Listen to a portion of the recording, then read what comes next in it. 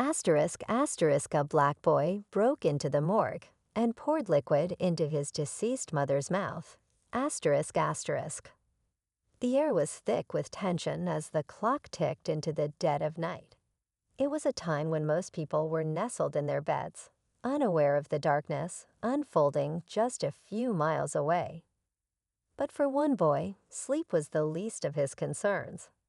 His heart raced, his hands trembled, and his mind was consumed by one singular thought. He had to do this. The morgue, a cold, sterile place where the forgotten rest, stood ominously in the distance. The dull glow of streetlights barely illuminated the path ahead as the boy made his way toward it. He didn't look back. He couldn't afford to.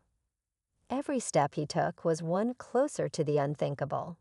To most, the idea of entering a morgue was a nightmare, but for him, it was a mission, one born from desperation and love.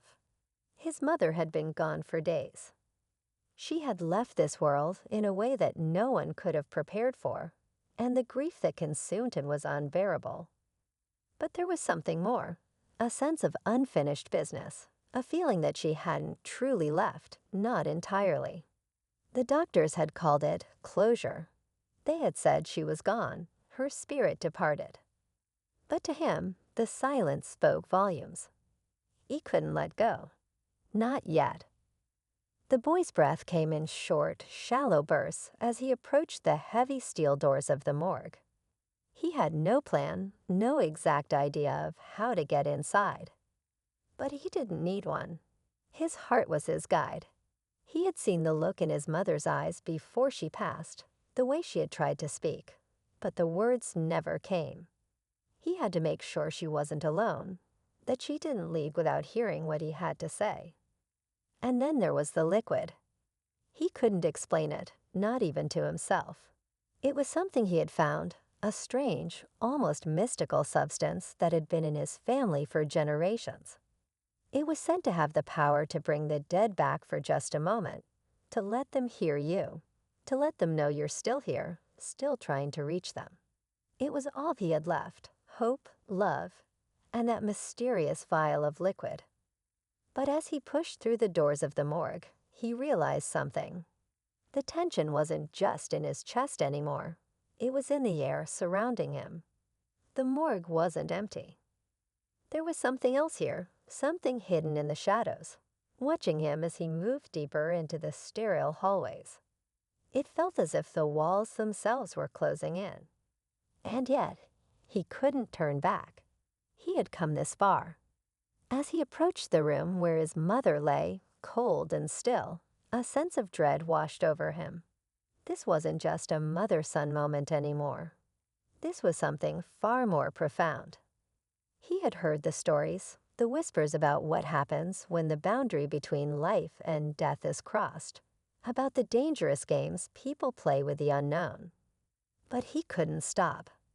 His hand tightened around the vial as he stepped closer to the cold, lifeless body of the woman who had given him life. His fingers hovered over her lips, the same lips that had once whispered stories of love and warmth, now silent and unmoving. He poured the liquid gently, just enough for her to feel it, to know he was still here. He needed to feel her presence once more, to hear her voice, to know that even in death, she was still his mother. But then something strange happened. The air grew colder. The shadows in the room seemed to stretch, to twist into shapes that shouldn't be. A faint noise echoed from somewhere deep within the morgue, a low, almost imperceptible whisper, like the faintest breath on the back of his neck. He froze, every muscle in his body rigid. The liquid had barely touched her lips, yet something was happening. The room felt alive in a way it hadn't before. The boy's heart pounded in his chest as he stood there, waiting for a sign, anything to show that his actions hadn't been in vain. Then slowly a movement. Her fingers twitched. The boy's breath caught in his throat. He backed away, his mind spinning. He wasn't sure if he had seen what he thought he saw. Could it be? Could she be coming back? His mind raced. His emotions were a whirlwind. Hope, fear, doubt, and desperation all collided inside him. Was this what he had been waiting for, or was it something far worse? Something that could not and should not be disturbed. And then, as quickly as it had begun, everything stopped. The room returned to its eerie silence, the shadows no longer moving, the chill in the air dissipating. The boy stood frozen, unsure of what to do next, his mind still grappling with what had just occurred. Had he really seen it? Was it just his grief playing tricks on him, or had he actually brought her back, even for a moment? But the question that lingered in his mind, the one he couldn't shake, was this. What had he truly awakened? As the motorcyclist disappeared down the street, the deafening roar of his engine slowly faded into the distance. The blind girl, still clutching her cane, stood frozen. Her heart pounded in her chest, not just from fear, but from something else, something that felt deeper. Beside her, the dog remained as still as ever, its body poised and alert, but its eyes betrayed a sense of calm determination. This wasn't the first time it had been tested, and the blind girl knew it. She knew the strength, the training, the history behind the dog by her side.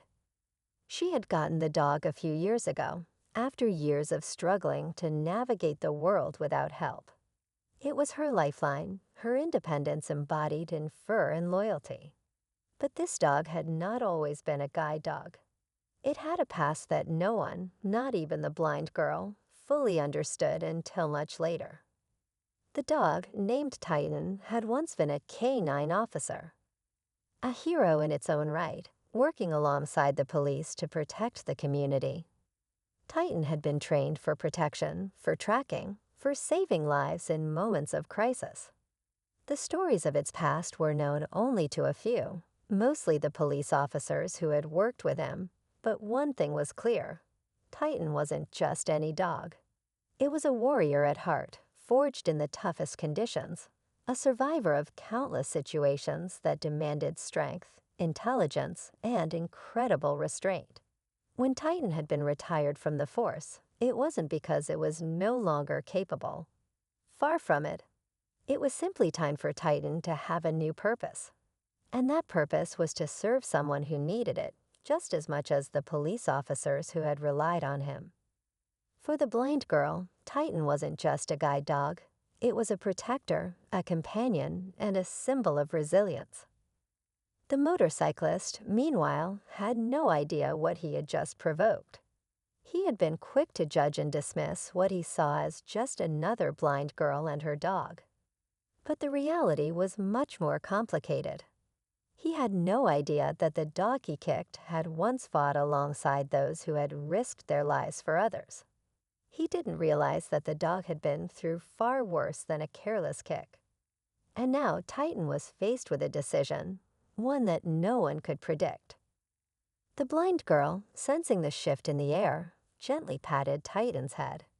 "It's okay, boy," she whispered, though her voice trembled. She knew Titan would never hurt anyone unless it was absolutely necessary. But she also knew that the dog had limits, just like everyone else. The disrespect shown by the motorcyclist was one thing, but the danger was another. The girl wasn't worried about herself. She wasn't even worried about the dog's physical well-being. It was the emotional toll, the trust that could be shaken by such an act of violence, that truly scared her. The world around them seemed to have frozen in place. The sun hung low in the sky, casting long shadows over the street as they stood there, in a moment of uneasy stillness. But that silence was about to be shattered. The blind girl could feel the tension in Titan's muscles, a subtle shift in its demeanor. Titan wasn't just standing there anymore. It was waiting. The years of training, the instincts of a K-9 officer, all of it was coming to the surface. The motorcyclist, oblivious to the storm he had just set in motion, pulled up at a gas station several miles away. He parked his bike and took off his helmet, stretching as the cool air hit his face. He felt a sense of smug satisfaction, as if the incident had been a moment of victory. He didn't feel guilty. He didn't feel remorse. To him, it was just a fleeting interaction with a stranger on the street. Nothing more. But as he walked into the convenience store, something inside him shifted. It was a feeling he couldn't quite place, but it gnawed at him. The incident with the guide dog lingered in his mind, and as he reached for a bottle of water, he felt an odd sense of unease. He couldn't shake the image of the dog's unblinking eyes, its calm gaze that seemed to see right through him. The motorcyclist chuckled nervously to himself. "What a weird thing to be thinking about," he muttered, shaking his head. Yet no matter how much he tried to dismiss it, the unsettling feeling wouldn't go away. Something wasn't right. He didn't know it yet, but the consequences of his actions were about to catch up with him. His past, his choices, all of it was about to collide with Titan's unyielding sense of justice. Back on the street, the blind girl and Titan had started walking again, though neither of them felt the peace they usually did. Titan's pace had slowed, its body tense, alert to any sign of danger. The girl felt the same, though she tried her best to stay calm. She knew that what had happened wasn't just about a dog being kicked. It was about something deeper. It was about respect. About understanding that those who seemed powerless were far from it. Titan had shown its power in the past, and it would show it again if it had to. The blind girl tried to focus on her steps, but her mind kept drifting back to the motorcyclist's face. There was something about him, something that told her this story was far from over. The world felt smaller somehow, like a strange web of fate was drawing them together again, whether they liked it or not. The motorcyclist returned to his bike and started it up, the engine growling to life as he revved it once more. This time, however, as he turned the throttle, something felt different. It wasn't just the usual thrill of the road. There was an underlying tension, a force pulling at him, urging him to turn around and face the consequences. He couldn't explain it, but the feeling was undeniable. And that's when it happened. A loud crash shattered the calm, followed by a sharp bark that echoed through the air. Titan had made its move. The motorcyclist's whirl spun as he looked back and saw the dog, charging at him with the speed and precision of its former canine training. It was not a wild attack, but a calculated response to the disrespect it had been shown. The motorcyclist had no time to react. His heart raced as the dog closed in, and the girl's voice, clear, calm, and filled with authority, shouted out, "Stay back." The motorcyclist, stunned by the sound of Titan's bark, whipped around just in time to see the dog charging toward him with an intensity he hadn't expected. His body froze, instincts fighting to react, but it was too late. Titan's movement was swift, calculated, the result of years of training as a canine officer. The motorcyclist stumbled back, barely managing to maintain his balance as he tried to retreat. But Titan wasn't just rushing to confront him. It was positioning itself, its focus unwavering, eyes locked on the man who had shown disrespect. For the first time, the motorcyclist realized the gravity of his actions. This wasn't just a random street encounter. This wasn't just some dog. This was a trained, intelligent animal capable of much more than he had ever imagined. Panic surged through him. He had kicked the dog out of frustration, but now, faced with Titan's calm but unrelenting gaze, he could see the error in his ways. The blind girl stood behind Titan, her voice clear and commanding as she called out again, "Titan, stay." The dog immediately halted, its muscles coiling as it turned its head to her, waiting for her next command. The motorcyclist, breathing heavily, couldn't believe what he was seeing. He had been ready to get away, to forget the whole incident, but now the world had turned on him. He felt a growing sense of guilt, mixed with fear and confusion. "Listen, I didn't mean to." He stammered, his words faltering as he tried to explain himself. but there was no way to undo what had been done. The blind girl, her expression firm but not angry, approached slowly, her cane tapping rhythmically on the pavement. "You didn't just hurt a dog," she said, her voice steady. "You hurt a companion, a protector, and that's something you'll have to live with." The motorcyclist opened his mouth to speak, but no words came out. Instead, he stared at the blind girl and the dog, the weight of his actions settling in. He had acted on impulse, without understanding the full story. But now, as he stood before them, he could see how wrong he had been. Titan stood perfectly still beside her, never once showing aggression, its eyes softening, its posture relaxed as the girl commanded. She didn't need to say anything more. The tension had already begun to dissipate. The motorcyclist, still shaken, took a step back and lowered his head in silent apology. He didn't know what kind of punishment he expected, but the girl didn't offer any. She didn't need to. The lesson had already been learned in the simplest of terms: respect. Respect for others, respect for the bonds between humans and animals, and respect for those who, in some ways, are stronger than they seem.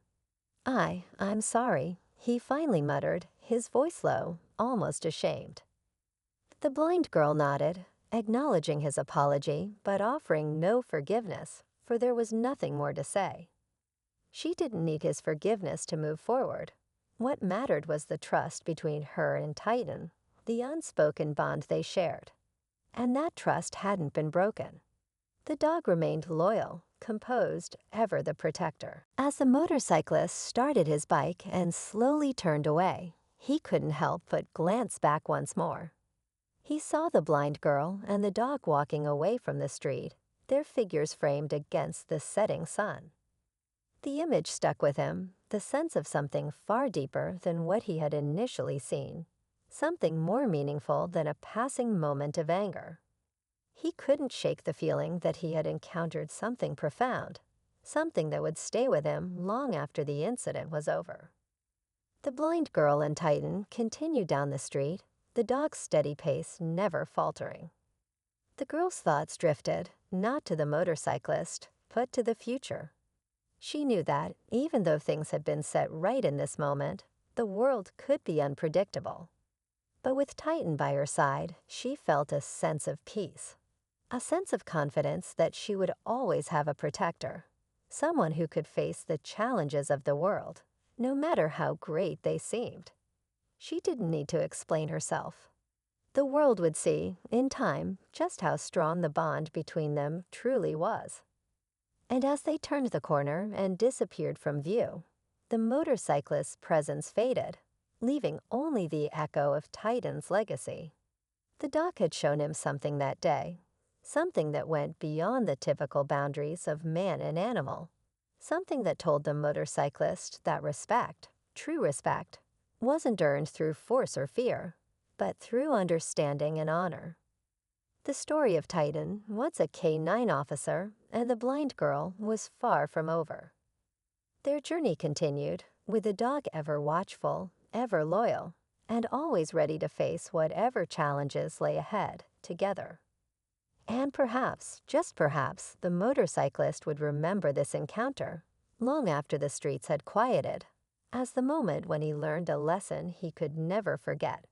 Respect is not something to be given lightly, for it is earned through every action, every word, and every bond we build along the way.